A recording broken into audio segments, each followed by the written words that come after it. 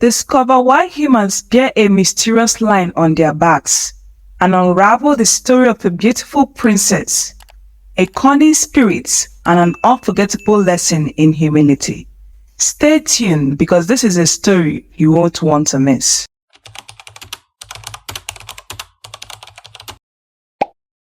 In the ancient village of Obodo Madu, there lived a king and a queen who had an only daughter named MMASINACHI, meaning beauty is from God. As MMASINACHI grew, her beauty blossomed even more. MMASINACHI was loved by her parents, and mothers in the village whispered prayers that their sons might one day marry her, and girls her age both admired and envied her for the endless line of admiration she received. MMASINACHI, aware of her extraordinary beauty, became proud and arrogant, shunning the simpler pleasures of life and those who offered them. When MMASINACHI came of age, eligible bachelors from far and wide sought her hand in marriage.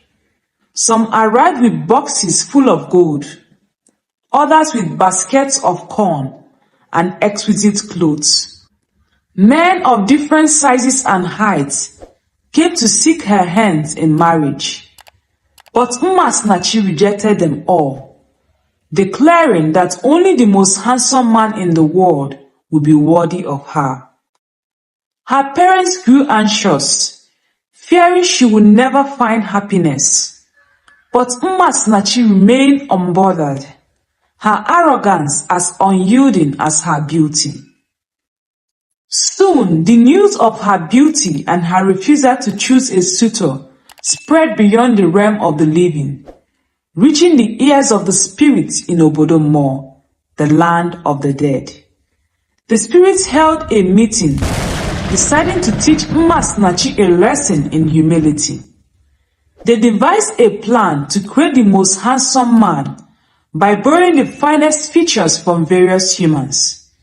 They chose Onyemuo, a cunning and resourceful spirit, to carry out their plan. Onyemuo embarked on a journey across the world, gathering the best parts of the human body. With these perfect parts assembled and a nice apparel, Onyemuo transformed into the most handsome man ever seen. He then traveled to Obodo Madu to seek MMASINACHI's hand in marriage. When he arrived, MMASINACHI was immediately smitten. She rushed to her parents, announcing that she had found her true love. The king and the queen were astonished and suspicious. They tried to learn more about this mysterious suitor, but no one knew his origin and he brought no kinsmen. The king pleaded with MMASINACHI to allow time for investigation, but she refused, adamant in her decision.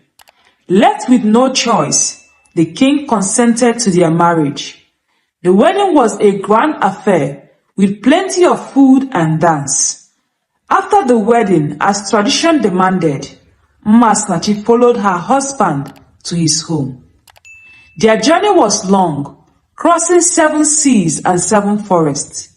With each village they passed, Onyemuo discreetly returned the borrowed body parts. MMASINACHI grew weary, noticing her husband's appearance changing, but dismissed her suspicion, focused solely on reaching their destination. Finally, they approached the border between the living and the dead, where MMASINACHI realized the horrifying truth. She had married a ghost.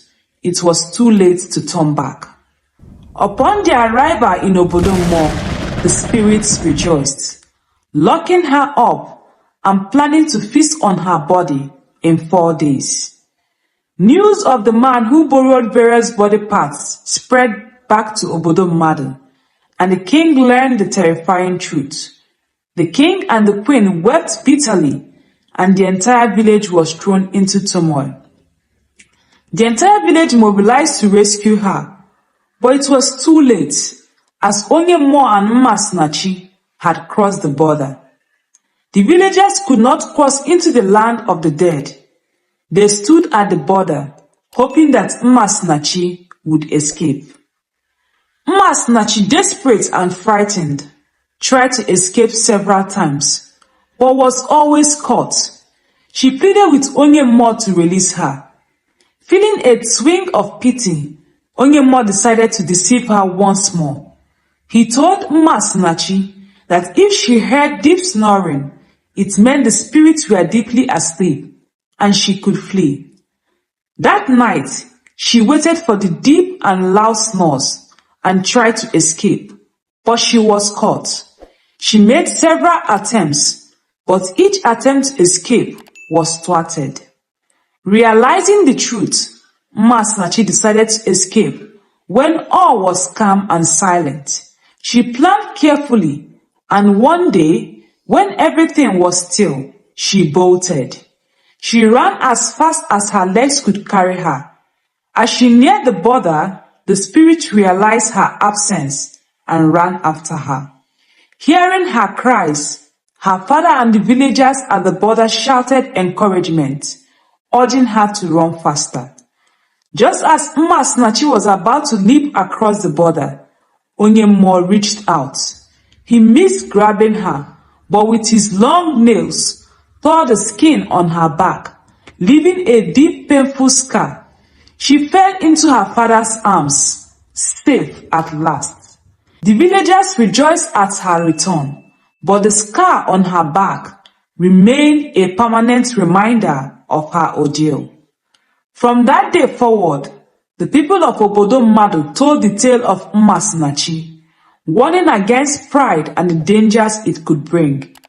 The long line on their backs, inherited by all humans since that fateful day, served as a mark of humility, a reminder that beauty and arrogance could lead to one's downfall.